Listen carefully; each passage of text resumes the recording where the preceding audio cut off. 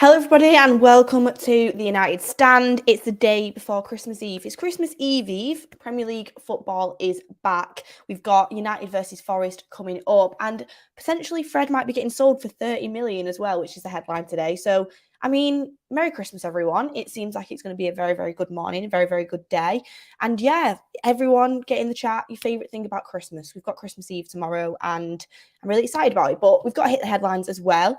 And the headlines we've got today, as you would have seen by the title, which when I looked at this morning, I couldn't get my head around it either. And it's coming from The Sun, so take it with a pinch of salt, but it is coming from Phil Thomas. We've got news surrounding a Fred transfer. Potentially PSG might be interested in Fred, so we'll move on to that in a second. And we're also going to talk a little bit about our cup draw. I mean, our first really, really good draw in quite a while.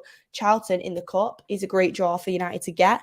Also going to talk about Osimhen. He's been speaking out about his future in Napoli. And also whether we will get a Varane return in time for Nottingham Forest. We've got all this info coming for you. And thank you, everyone, getting in the chat. Good morning. Merry Christmas. Anyone doing some last-minute shopping? Because I am going to be doing some last-minute shopping literally when we finish this video. I've literally not been prepared at all this Christmas. So anyone got any last minute gifts that I can get, put them in the chat as well. But we'll start with the Fred news. And the Fred news is coming from The Sun, like I said, with Phil Thomas. And it states that PSG eye shock transfer for 30 million rated Fred, despite Manchester United triggering 12-month contract extension this week. So Man United are going to do the contract extension for Fred, but they probably are not going to offer him a new contract. We've spoken about that. They're going to trigger the 1 year, keeps a little bit of value. Maybe we can sell him off 30 million. I don't think so, but we'll discuss that in the chat. And then also it states the 30 million price tag has not deterred the French giants, who are long-term admirers and want him to bolster their engine room. United wouldn't consider business for anything less than 30 million. Yet that fee certainly wouldn't put off mega rich Paris Saint-Germain. So first of all, I'd take 5 or 10 million for Fred. I'm not going to lie. It is moment in time. And that's not because he's an awful player. It's just because he's 30 years old with only a year left on his contract now. So that would be a good sell for us. At least you've got some sort of money back. And he's not give you 50 million worth like what we bought him for, which is absolutely crazy, but he has give you something in return a little bit. So you just cut your losses there with Fred and say, fair enough, we've got 10, 5, 15 million for him, but 30 million is what Manchester United would be asking for Fred, which, do we think that is overestimating him? I think it is. I think he's not worth 30 million at all, but you know what? If that's what you can get, that's what you can get. I don't think we can get that. I don't think PSG will pay that. But what I do think about Fred and PSG is I think it would actually be a good fit. I think in the French league, he'd be perfectly capable. I think slotting into that team, he'd give them, like it said there, some energy and something in the engine room. I think he'd definitely play for Paris Saint-Germain. And I think in the Champions League, potentially could be a squad player and he could do something for them. I know Ander Herrera went there after we let him go by not offering him a new contract, which in my opinion was stupid. And I thought, yes, Herrera is better than Fred, but at the same time, Herrera's had a really good kind of stint at PSG. It could be the kind of same thing for Fred there. So I do think Fred could be an option for PSG, but get in the comments what you think. Some said Fred and Mbappe swap. I would take 30k for Fred. And yeah, I think people saying I'd take 30 quid for Fred. That's the thing. Imagine if we got 30 million for Fred, it would be unreal. But I don't think that is the case, if I'm being honest with you. I think we could potentially sell him, but I don't think it'll be for 30 million. I think that's just kind of the rumours that are going around. United will want a fee for him if they've got an extra year in his contract. So, and if it's PSG that are interested, it's the same with like Manchester United tax, isn't it? Whenever we're interested in a player, people automatically just boost their price because they know that we can pay it and they know that we have money. It's the same with PSG. They're absolutely loaded, like ridiculously loaded. As soon as anyone's interested in it, as soon as they're interested in any player, they're going to massively up the price tag. But I think I would let Fred go on a free. I would let him go for 5 mil, 10 mil. But I do think all this news coming out around Fred and not giving him a new contract and triggering his option for another year, but also not Ericsson had kind of wanting to let him go. I do think all this news coming out is true. I do think Fred will be leaving Manchester United, whether that is in the summer, whether that is at the end of his contract. So, I mean, He's been a journey with Fred. It's been a journey. I just remember when we paid 50 million for him, and there was so many high hopes around it. But then when the news story came out that Shakhtar, who we bought him from, popped a bottle of champagne when they realised that had sold Fred for 50 mil and had a party in the office. You knew why that was the case. I mean, he was touted to be a decent player, but 50 million, absolutely crazy. But it's been a time. It's been a time. But I do think it is time to go, and maybe it is an early Christmas present that PSG might be taking him off our hands. They've done it before with certain players. They did it with Wijnaldum, didn't they?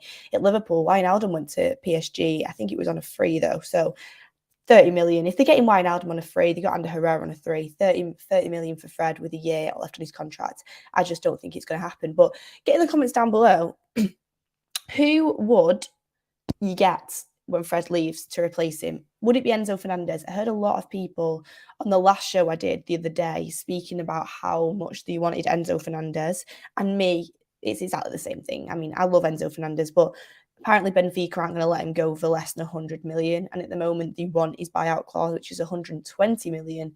So that's ridiculous money. But who would you get to replace Fred? I do think Enzo Fernandez, at 21 years old, would be a really, really good addition. Doogie Yoon says United would be smart to take 30 million for Fred, knowing the Glazers, they would still want 50 million, shaking my head. I don't think we'll even get offered 30. I do think it is just kind of that news story, but I do think PSG could potentially be interested. And to be honest with you, I think Manchester United would let him go for literally anything if that's what Erik ten Hag wants to do, because I didn't even imagine us getting a fee for Fred, if I'm being honest. I imagined him going on a free. So to get any sort of fee would be great. A few people putting Declan Rice in the chat. I don't think Declan Rice would be a shout, in my honest opinion. I thought for England, he was just average this tournament. I don't think he was anything special. I think he's a good player, but I think he's been overrated by a lot of the English media. And I think there's other options out there. And I think Casemiro and Declan Rice, for me, is just a little bit too negative.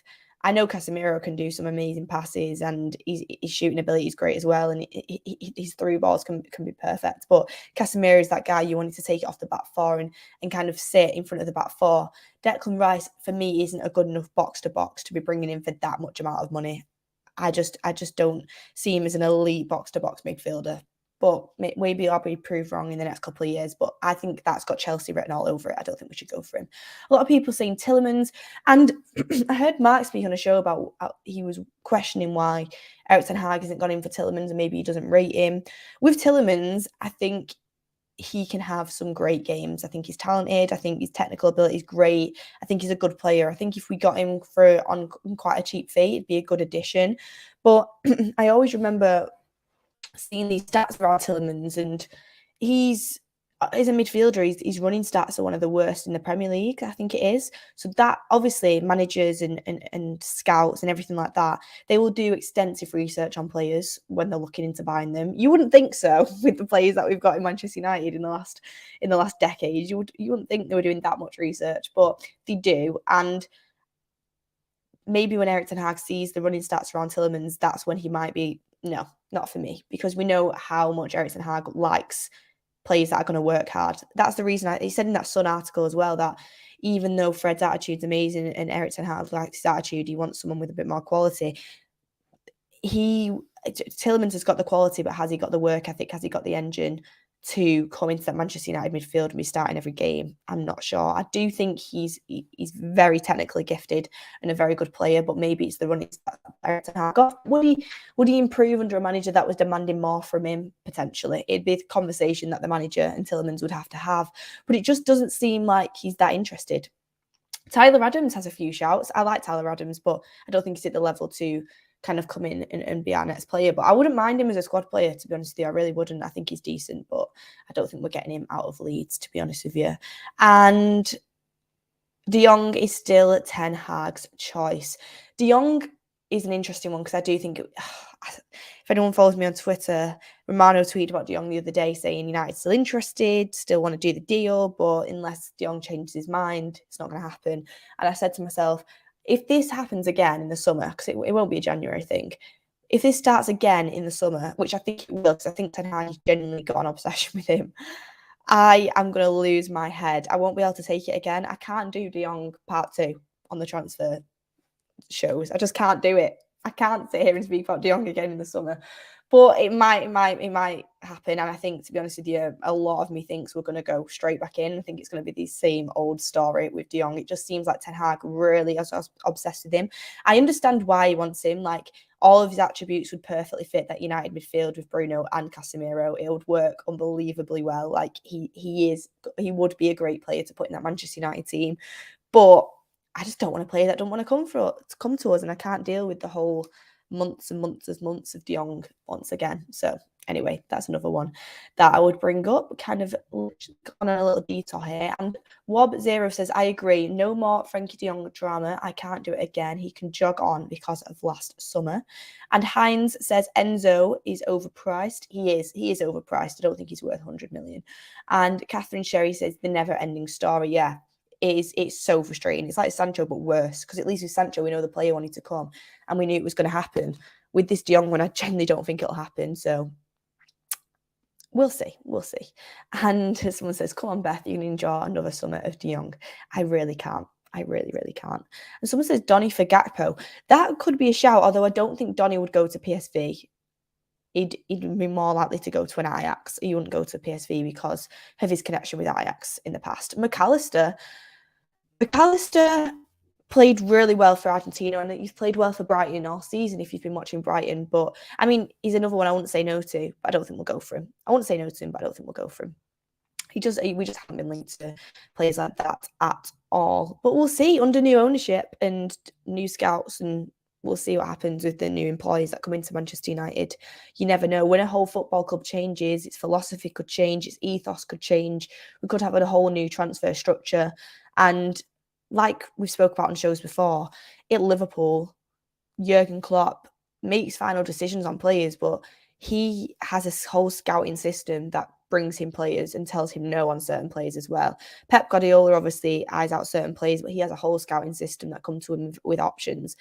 It felt like in the summer that every single option that we bought, which turned out to be has been very successful so far, or has potential in it, was all Erik ten Hag's ideas.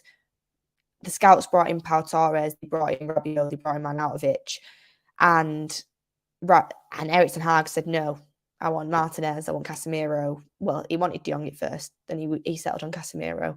I want Anthony, etc. So we need a scouting network in place to help Erik ten Hag, because we know this summer it was him, but we can't always rely on that in the future. I mean, I think Klopp wanted a different player, and the Liverpool scouts, I think the stories they brought Mo Salah, and he was like, no, I want this player, and they went, no, trust me, Mo Salah is the player for you. So we need something like that in place as well. So new owners would be great, would be very good, and it could change everything at Manchester United. So we'll see. But anyway, let's move on to the next story that we've got, and it is Osimhen. And Osimhen has been speaking out in interviews about Napoli and his future. And I spoke about Osimhen on the last show, and obviously he's massively admired by all United fans, I would say, because we're in desperate need of a number 9, and he is one of the better options out there at the moment. Got so much potential, and he's an out-and-out number 9, which is what Manchester United need, in my opinion. And Osimhen has spoke out and said he's committed to Napoli for now. And he's obviously going to say he's committed to Napoli for now. So for me, this doesn't give any major red flags. And of course you would be committed to Napoli for now. Of course you would be. Because they're doing very, very well in the Champions League. They're doing very, very well in Serie A. They've got a great team around them, and they could potentially win something this season. He's going to be committed to Napoli. But I do think if a Premier League club came knocking for Osimhen, especially a top one and one in Manchester United position, he would definitely consider things differently. And I think we would be able to get him out of Napoli. We just have to pay a stupid price. And how much do you reckon we would have to pay for Osimhen? I think it would be around 100 mil. At least 80 to 100 mil, especially in today's market. I mean, he's 23 years old. He's an out-and-out striker. He has pace. He has aggression. I mean, if anyone's watched them in the Champions League or any of Napoli this season, you'll see how good this player is. And I've heard people saying he might be not able to cut in the Premier League, could be a Lukaku type player. I don't agree with that. I think he's very, very different. I think his shooting ability is definitely better than Lukaku's. Lukaku, we know, is prone to play with the Timberland boots on. I think Osimhen is quite clinical, and I think he could be a great player for Man United up front. I think he could be lethal, and it would be great to have one of them out and out number 9 so we keep competing with the likes of Haaland, Nunes, and I know there's a complete difference between Haaland and Nunes, but them type of strikers in the Premier League. Also, how are we glad we didn't get Darwin Núñez, everyone, when Erik ten Hag was in for him? Because personally, I actually still really like the player. I don't like him because he's at Liverpool, but I think there's so much potential there. He gets in the right positions. His running's great. The runs he makes are good, but he just can't finish.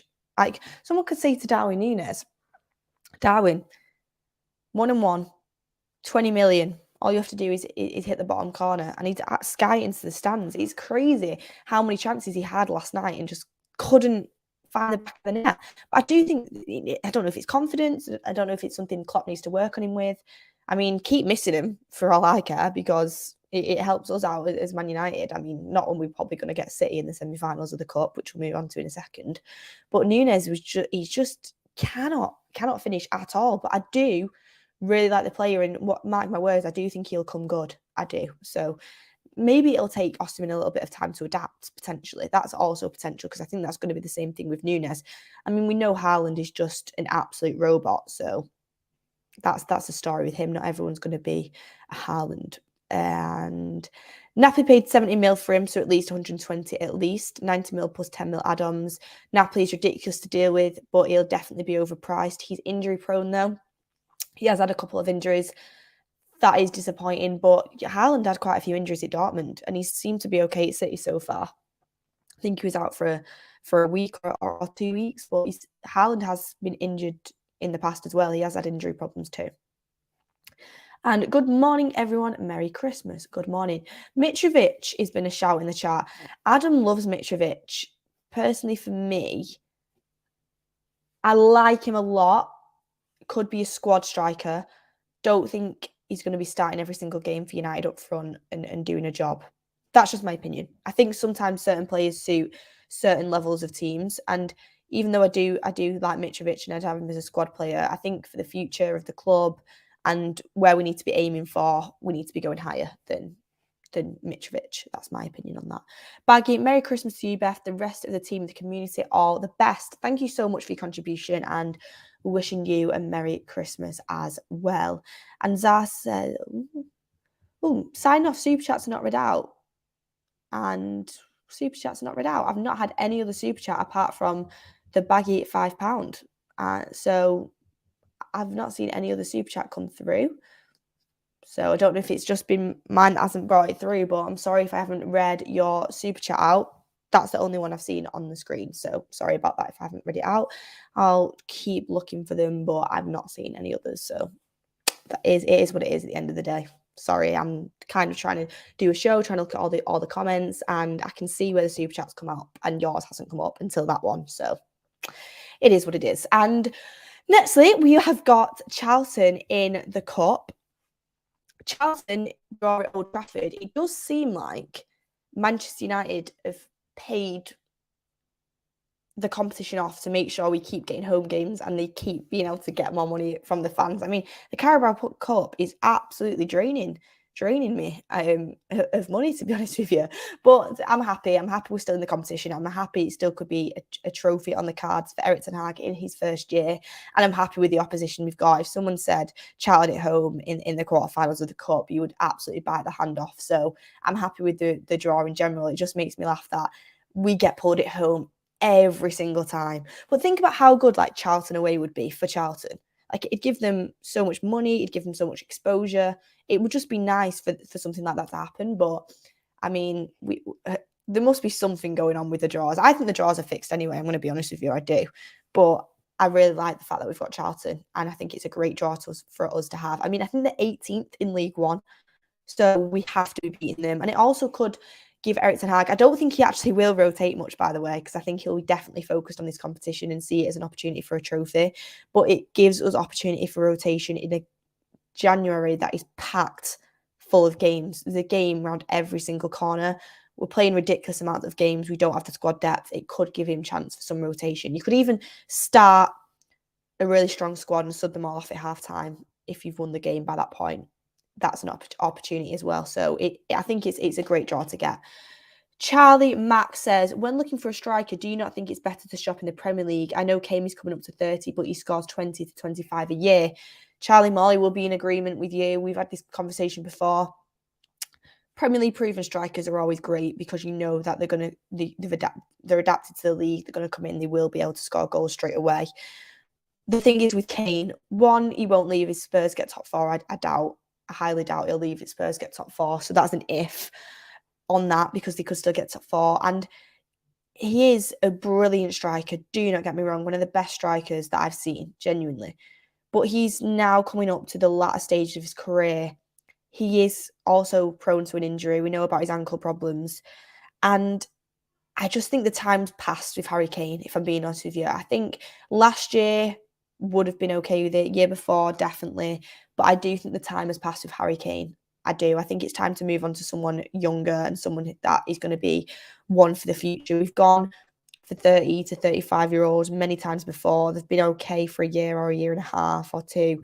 But then we've just had to move on and get someone else. We want someone long-term. And that's why I love the thought of Osimhen. He's 23, got so much ability, and out number 9. It'd be great for Man United to kind of turn into their own. Like City have Haaland turn into their own. Liverpool have just bought Nunes. Harry Kane, for me, it'll be Tottenham striker that we've just bought in the last stage of his career. Don't get me wrong, I think he'd do very well for us. I do. And I think he'd score many goals, and I think he'd be brilliant, but I'd rather go for someone for the future. And that's just my personal opinion. People might think I'm stupid for that because of how good Harry Kane is, but that's my opinion. And Silver Bridge says, Beth, do you know anything about this Mbappe? Lad looks good and might be cheap as well. You definitely won't be cheap. I mean, it looks pretty decent from what I've seen. Honestly, I mean, Mbappe, we spoke about on the last show, it would be a dream, wouldn't it? It would be an absolute dream. But let's be honest, he's going to Real Madrid, in my opinion. But how great would it be to have Mbappe versus Haaland in the Premier League? It'd be crazy good. What is everyone else's opinions on Kane? Because I know it splits opinions on this. Get it in the chat. And a few people asking what the news is on Fred. Should have tuned in earlier. Sorry, I'm joking. Fred, basically, is absolutely crazy. He's coming from the sun, obviously taken from a pinch of salt. But PSG are eyeing Fred up, and it could be a £30 million transfer. That's what Man United are going to ask for. PSG are ultra rich, so they could potentially end up paying it, but they have been eyeing Fred up for a little bit of time.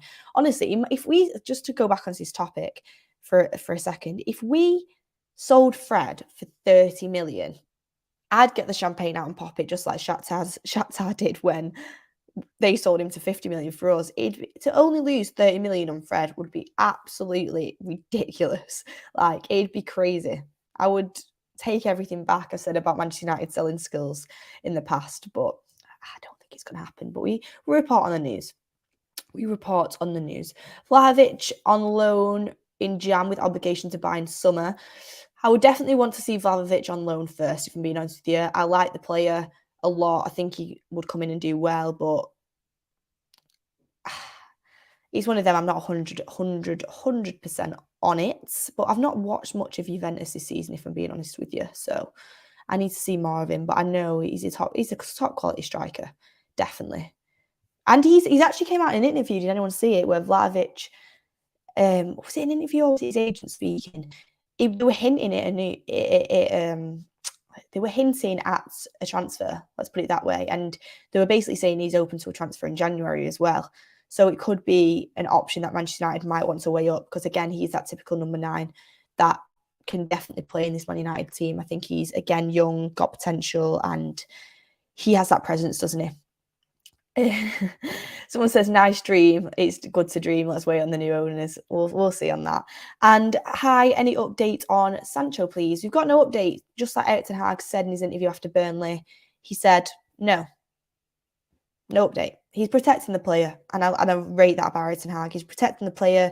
He's keeping the media coverage low on him, and he's just probably going to be working with him behind the scenes to get him back to what we know he can be. So that's all we can really say on Sancho. Fred from Shakhtar Donetsk destroyed that Manchester midfielder David Silva, Fernandinho, KDB, and that was the reason Pep wanted him. He had a good game for Shakhtar, yeah, but I mean, he just isn't the player that everyone expected, and that's okay. He's been okay for us, but he was never the player that we were all expecting, unfortunately. And back to Charlton in the cup as well.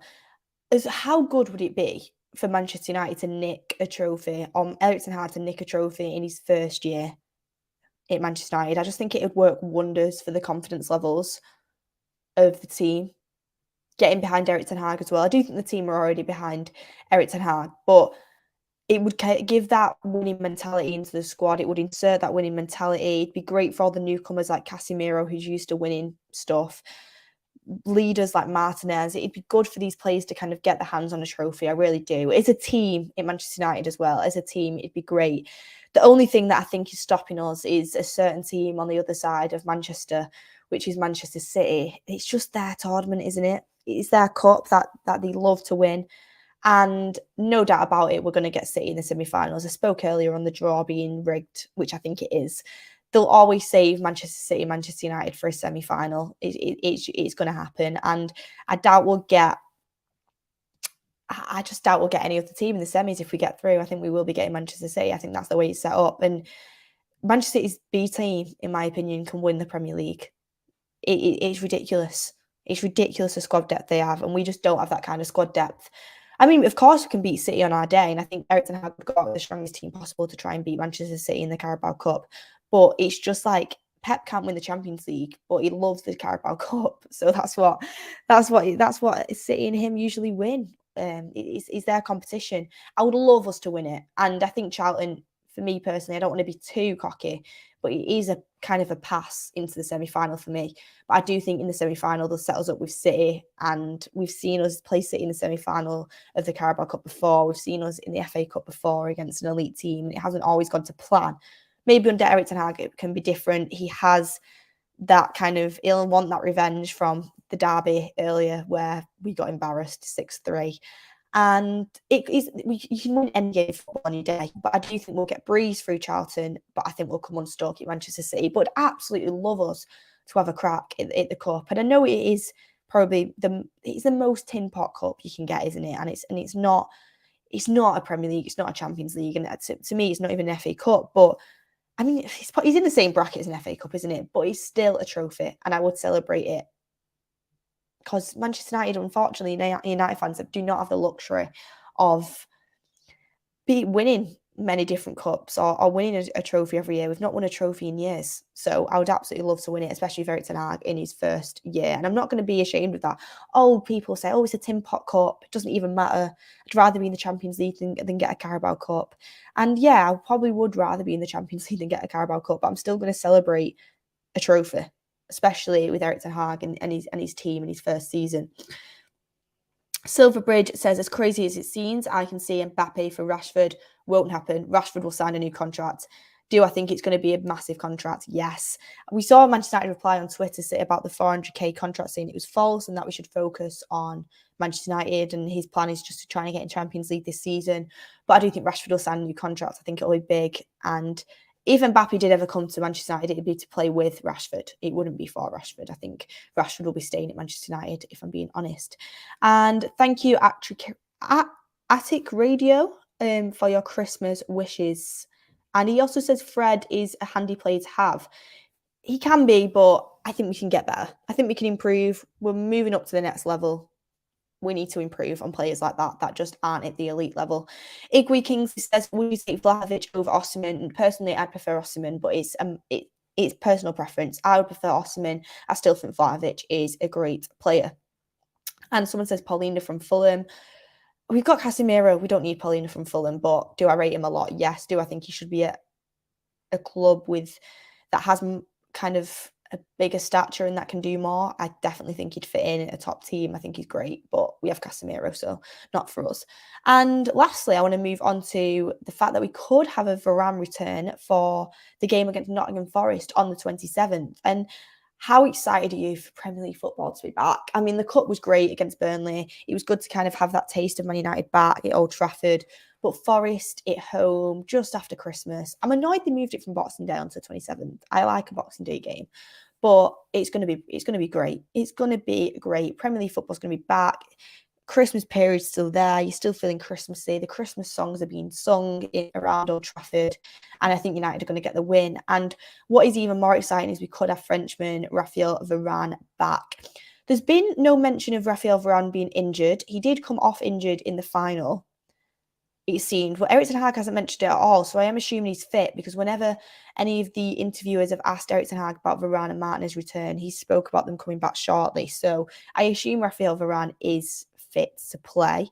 And the reason I would say he could be back for Nottingham Forest is because Mbappe is back for PSG. He came back basically straight away for PSG, and that is kind of a good mentality to have from him. Maybe he's just come back early, but I think if Mbappe's back training at PSG, Varane should be back at Manchester United. So we could have Varane back. I think it's super important we do, especially with how kind of desperate we are in that position at the moment. We know Maguire was ill for the Burnley game, didn't play. We had to put Casemiro in at centre back to fill that role. We don't really want to be doing that in a Premier League game, even though I thought Casemiro was class. And I think he could definitely play there. The problem with Casemiro playing at centre back is it's not a worry at centre back. I think he could easily do that job. I think he could do it against Forest as well. He just seems to be so mature and so classy in the way he plays football. So I won't worry about Casemiro at centre back. What I worry is having McTominay playing Casemiro's role in the midfield, because we miss Casemiro so much in the midfield against Burnley, and we'll miss him in Premier League games too there. We need Casemiro in the midfield. He's so important. So we need even Maguire back, but the better case scenario would be to get Varane back into the team, because we know how elite he is, how good he was for France as well in this World Cup. So having Varane back would be amazing for Manchester United. And I think, to be honest with you, if I have to say my opinion, I think he will be back. I think he'll be back on the bench though. I don't think he'll come straight in unless he's 100% fit, but maybe he's carrying something, a little niggle or something, because he did come off for France, and we know how we know how injury prone that he can be, and we need to protect him and make sure he doesn't get a long-term injury, because we need Raphael Varane back in this team. Do I think Martinez will be back? No, I think he won't be back for that game. Back in training potentially, but I don't think he'll be back for the Forest game. I think we'll have to wait to Bournemouth to see Martinez, but getting that centre-back partnership can't come quick enough. And I really like that text that Martinez sent to McTominay. McTominay spoke about it, where he just won a World Cup. McTominay messaged him to say congratulations, and Martinez says, let's go for more this season.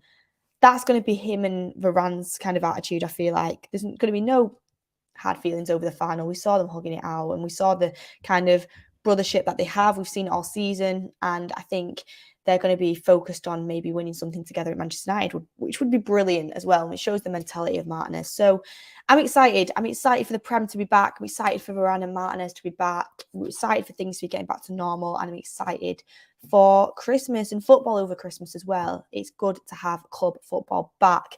And thank you everyone for tuning in. Thank you for getting your comments in the comments in the chats down below.